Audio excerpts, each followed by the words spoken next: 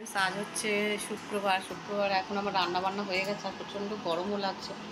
আজকে অফিস আছে, ওদিকে ডালটা হচ্ছে আর এদিকে হচ্ছে ভাত আর বরবটি আলুর তরকারি, কাঁচকলা ভাজা আর কুমড়ো ফুলের বড়া করে দিয়েছি। চলো, তো ফ্রেন্ডস এদিকে করে দিয়েছি সব কিছু, লাঞ্চ বক্স রেডি। আর এখানে সকালের যে জলখাবার সেটাও দিয়ে দিয়েছি। জলখাবার বলতে এখন প্রত্যেক দিনই হাতে তোমার হচ্ছে ভাত, কারণ হাজব্যান্ড এই গরমের মধ্যে রুটিটা খায় না। সোনাইকে এখানে দিয়ে দিয়েছি, তো সোনাই ওখানে খেয়ে নিচ্ছে। আর এখানে দেখো এখনও বিছানা তোলা হয়নি, বিছানাটা তুলবো। সোনাইকে দিলাম একটু বিস্কিট, আর কি লেমন বিস্কিটটা আগের দিনে আনা ছিল, তো সোনাইকে দিলাম। যদিও ভাত হয়ে গেছে কিন্তু তাও ভাতটা আর দিলাম না, এখন বিস্কিট আর জলটা খাক। তো আমি ওদিকে কাজবাজ গুছিয়ে নিয়ে আবার নিচে গিয়েছিলাম, তো বেশ কিছু ফুল ছিল সেগুলো সংগ্রহ করে আনলাম। হাজবেন্ড তো সকালে তুলেও দিয়ে গিয়েছিলো, তো অনেক কটা ফুল পেলামও শুদ্ধ।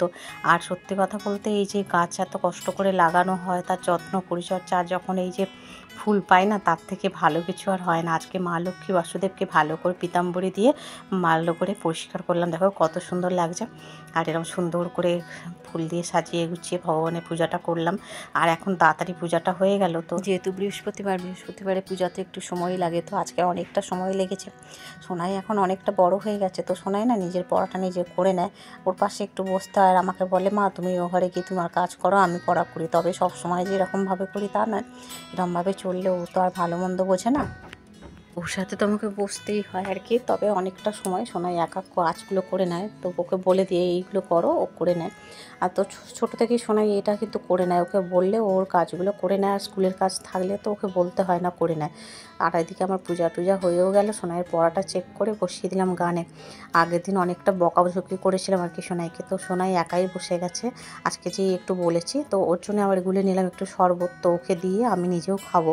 তো 2 গ্লাস ওই জন্য করে নিয়েছিলাম, তো 1 গ্লাস সোনাইকে দিয়েছি আর 1 গ্লাস শরবত খেয়ে আর একটু চা বিস্কিট করে নিয়েছি, খাবো। কারণ সকাল থেকে না তেমনভাবে কিছু খাওয়া দাওয়া আমার হয়নি আর কি। সোনাই গান করছে, ওদিকে আমি তরকারিও বসিয়ে দিয়ে, আর এদিকে দেখো আমি একটু খাওয়া শুরু করে দিয়েছি। সব কিছু তো এরমভাবেই ব্যালেন্স করতে হয়, যেহেতু একা হাতে সব কিছু করতে হয়, তো খুব মাথা ঠান্ডা রেখে করতে হয়। আর এই গরমের দিনে মাথা ঠান্ডা না রেখে কোনো কাজই সম্ভব হয় না। আগের দিনে তোমাদের কাছে শেয়ার করেছি আর কি হারে গরম। তারপরে তো মেয়ের বিভিন্ন রকম আবদার আছে, মা টেন্ট করে দাও। আজকে শুনে এই টেন্টের মধ্যেই অনেকক্ষণ সময় কাটিয়েছে জানো তো, কারণ এইটাও খুব পছন্দের। ছোটোবেলাতেও তোমরা দেখবে আমার আগের ভিডিওতে সোনাই নিচের ঘরে যখন থাকতাম তখন এরকম টেন্ট করে দিতাম, তখন সোনাই অনেক ছোট্ট, তো ও কী যে খুশি হতো। এখনও তাই সমস্ত কিছু সামগ্রী নিয়ে ঢুকে গেছে টেন্টে। তারপর টেন্ট থেকে বেরিয়ে সোনাই স্নান করলো, পূজা অর্চনা করে সোনাই আবার হরে কৃষ্ণ নাম করে নিচ্ছে। ঠাকুর পূজা করার সময়ও সোনাই এটা করে। আজকে রান্না করেছিলাম বরবটি আলুর তরকারি, আর এদিকে ডুমুর আর আলুর তরকারি, কাঁচকলা ভাজা, ছোটো মাছ ভাজা আর ডাল পেঁপে দিয়ে আর কি। এই হচ্ছে আজকের মেনু আছে। সোনাইকে খাইয়ে দাইয়ে দিয়ে তারপরে আমি খাবো। আর সোনাই কাঁচকলা ভাজাটা খুব পছন্দ করেছে, কারণ একটু পাতলা পাতলা করে ভালো করে ভেজেছিলাম তো। আর একটু মানে সোনাই বলছে, মা এটা একটু চিপসের মতো লাগছে। দেখ ওর খুশি হলেই, ও খেলেই আমার ভালো লাগে। কারণ এখন করে আবার অনেক কিছু জিনিস বাহানা করে, এটা খাবো না, যদিও সব কিছুই আমি খাইয়ে দিই, একটু বকে ঝোঁকে বা ভুলিয়ে ভালিয়ে খাইয়ে দিই। ডুমুরটা খুব পছন্দ করেছে, আমি ভেবেছিলাম ডুমুরটা খাবে কিনা, কারণ সোনাই প্রথম ডুমুর খেলে জানো তো, আগে কোনো দিন সোনাই খায়নি। তারপরে একটু বায়না করছিলো টেন্ট কেন খুলে যাচ্ছে। তারপরে যা হোক টেন্টে ঢুকতে গিয়ে মাথায় লেগেছিলো, বললো মা খুলে দাও আর বসবো না এর ভেতরে। আর এখন এই যে একটু সোনাইয়ের জন্য ম্যাগি করে দিলাম, তো কদিন ধরে একটু ঝোল ঝোল ম্যাগি করে দিচ্ছি। সন্ধ্যার সময় খাবো তাই আমি একটু ব্যাটার গুলে নিয়েছি, তো এটা বিকেল থেকেই গোলা ছিল আর কি। তো দেখো এটাতে আছে সুজি, বেসন, চালের গুঁড়ো আর পেঁয়াজ, এই দিয়ে হচ্ছে ব্যাটারটা করে নিয়েছি। এখন 6টা বাজে আর ব্যাটারটা করে রেখে চলে এলাম ছাদে। আর সোনাইকে তো ম্যাগিটা খাইয়ে দিয়েছি। আজকে সোনাই একটু তাড়াতাড়ি খেয়েছিল 1:30টার দিকে আর কি, তো ওই জন্য ম্যাগিটা খাইয়ে দিলাম। ছাদে এসে এখন গাছে জল দিয়ে দিচ্ছি, কারণ এই প্রচণ্ড তাপে এইগুলো তো করতেই হয় আমার। তো মানে এরা মানে প্রত্যেক দিনের কাজ, তোমরা তো দেখোই। সোনাই চলে এসেছে আমার সাথে ছাদে, আর ছাদে একটু খেলাধুলো করবে, একটু শরীরচর্চা করবে, ওর মনটাও অনেকটা ফ্রেশ হয়ে যায়। কারণ এখনকার দিনে আমাদের মতো তো সেই ছোটোবেলায় সেরকম আর সুযোগ পায় না বাচ্চারা, যে পাড়ায় ঘুরে একটু খেলা করবে বাচ্চাদের সাথে, এখন আর সেই সুযোগ নেই। এখন যে যার বাচ্চারা সব ঘরেই বেশি মানে ইয়ে হয়, তার মধ্যে থেকে একটু ছাদে ঘুরে একটু ছাদে খেলে দৌড়াদৌড়ি করলে ওদের শরীরটাও ভালো লাগে, মনটাও ভালো লাগে। আর ছাদে গাছপালা আছে তো সোনাই দেখে খুব খুশি হয়। হলুদ পাতা ছেড়ে মানে খুলে ওগুলো ফেলে দেয়, হলুদ পাতাগুলো আর কি, ওগুলো বেছে ফেলে দেয়। আর অনেক কিছু করে, ছাদে এসে একটু খেলাধুলা করে, দৌড়ঝাঁপ করে, আমার সাথে একটু মজা করে। আর এগুলো আমি ওর সাথে করি রোজ বিকেলে। আমাকে বলে, মা তুমি চলো আমাকে একটু রাস্তায় নিয়ে যাবে। কিন্তু রাস্তায় নিয়ে গেলে কী বলতো, বিকেলের দিকে আমার তো কাজ থাকে অনেক, আর গিয়ে অনেকদিন পরে পরে বেরোই তো, কারোর সাথে দেখা হলে এবার একটু গল্প গল্প করতে হয়, সেই জন্য আর কি ও অসন্তুষ্ট হয় কোথাও দাঁড়িয়ে গেলে। কিন্তু ওই আর কি দাঁড়িয়ে একটু কথা বলতেই হয়, তো সেই জন্য আর বিকেলের দিকে বেরোনো হয় না আমার রাস্তায়। আর এখন এখানে হচ্ছে সোনাই গাছের ওই পাতা নিয়ে খেলা করবে আর কি। তো পাশের বাড়ির ছাদে একটা বাচ্চা আছে ওর সাথে, আর আমি ততক্ষণ বলছি তুই ওদিকে খেলা কর, গল্প কর, আর আমি ততক্ষণে সব চারিদিকে জল টল ছড়া দিই। সন্ধ্যার আগে এগুলো তো আমার করতেই হয়, সংসারের মঙ্গলের জন্য আমরা কত কিছুই না করে থাকি বলো। চারিদিকে জল ছড়া দেওয়া, গঙ্গা জল ছড়া দেওয়া, কারণ কিছু কিছু মানুষের আছে কুনজর কুদৃষ্টি, এত সেই সব থেকে পরিত্রাণ হওয়ার জন্য, নিজের সংসারকে বাঁচাবার জন্য এগুলো করতেই হয়।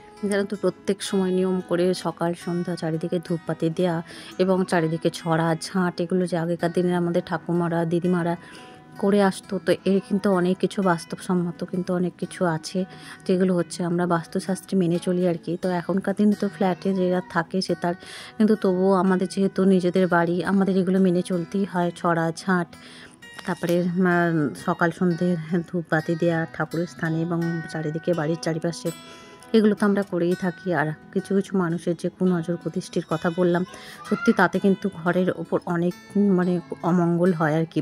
তো সেই সব থেকে বাঁচানোর জন্য ভগবানের কাছে প্রার্থনা এবং আত্ম উন্নতির জন্য প্রার্থনা, এগুলো আমাদের করতেই হয় ডেলি লাইফে। আর এতে কিন্তু আমরা অনেক কিছু বিপদ থেকে বা অনেক কিছু অমঙ্গলের হাত থেকে আমরা রক্ষা পাই। তো দেখো তোমাদের সাথে গল্প করতে করতে আমার এদিকে চারিদিকে ছড়া দেওয়া হয়ে গেছে। এখন একটু এই যে ভগবানের কাছে প্রার্থনা করব। তো এখানে হচ্ছে তুলসী মহারানীর কাছে হাত জোড় করে সকাল সন্ধ্যা প্রার্থনা করি।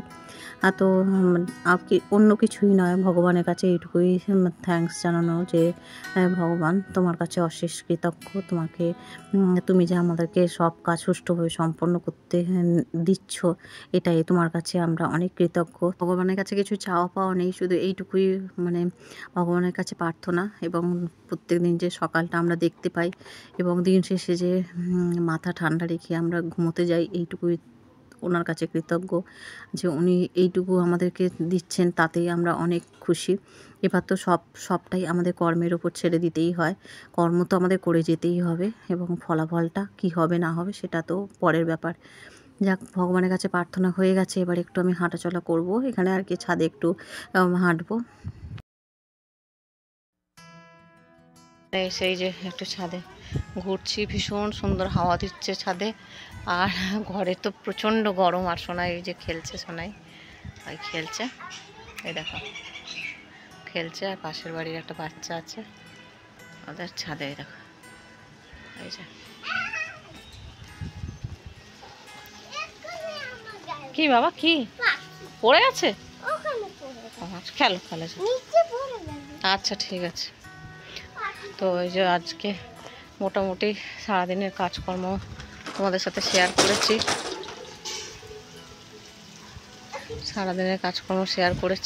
আর দেখো কত সুন্দর হাওয়া দিচ্ছে, দেখো আর ঘরে তো প্রচণ্ড বড়, ছাদে এত সুন্দর হাওয়া।